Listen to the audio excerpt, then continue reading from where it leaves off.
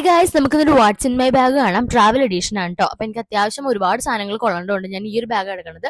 ഇത് ആമസോണിൽ നിന്ന് മേടിച്ചിട്ട് നല്ല സ്റ്റോറേജ് ഉണ്ട് കേട്ടോ. ഫസ്റ്റ് തന്നെ ഹെഡ്ഫോൺ ഉണ്ട്, പിന്നെ ഒരു സിംഗിൾ സിബർ ബാഗാണ്, ഒറ്റ കമ്പാർട്ട്മെന്റേ ഉള്ളൂ. അതിൻ്റെ ഉള്ളിൽ നമുക്ക് ആദ്യം തന്നെ ഉള്ളത് പാസ്പോർട്ടാണ്, ഞങ്ങൾ രണ്ടുപേരുടെ ഉണ്ട്.